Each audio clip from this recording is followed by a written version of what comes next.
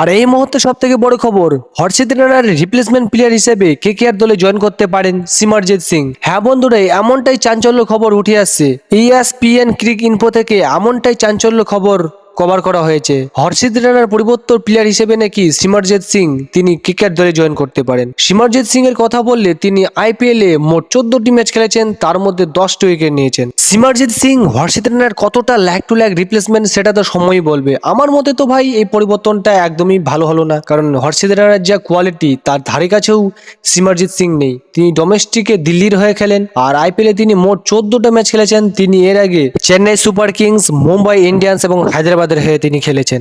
সিমরজিৎ সিং তিনি তার IPL ক্যারিয়ারে মোট 14টি ম্যাচ খেলেছেন, যার মধ্যে 10টি উইকেট নিয়েছেন, তার ইকোনমি 10-এর উপরে। এই সিমরজিৎ সিং এর ডিলটা যদি সত্যি কেকেআর ফাইনাল করে ফেলে, তাহলে কতটা যুক্তিযুক্ত হবে কেকেআর এর জন্য সেটাই প্রশ্ন থেকে যাচ্ছে। কারণ হর্ষিত রানা কোথায় আর তোমার সিমরজিৎ সিং কোথায়? কারণ হর্ষিত রানার যা কোয়ালিটি তার ধারে কাছেও পৌঁছাতে পারবে না সে সিমরজিৎ সিং। সিমরজিৎ সিং কে নেওয়া হচ্ছে শুধুমাত্র হর্ষিত রানার জায়গাটা পূরণ করার জন্য, তাছাড়া কোনো কিছুই নয়।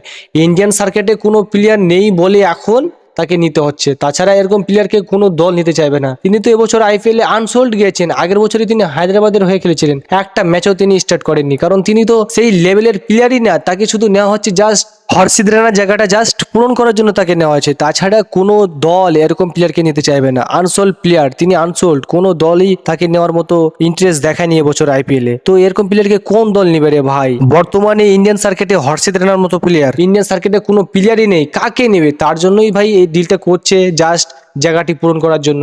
তোমাদের কি মনে হয় বন্ধুরা, এই ডিলটি যদি ফাইনাল হয়ে যায় কতটা যুক্তিযুক্ত হবে কেকেআর এর জন্য? আপনার মতামত কমেন্টে অবশ্যই জানান। আর আপনারা যদি এই চ্যানেলে নতুন হয়ে থাকেন, চ্যানেলটিকে অবশ্যই সাবস্ক্রাইব করে রাখুন এরকমই ক্রিকেটের আপডেট পেতে।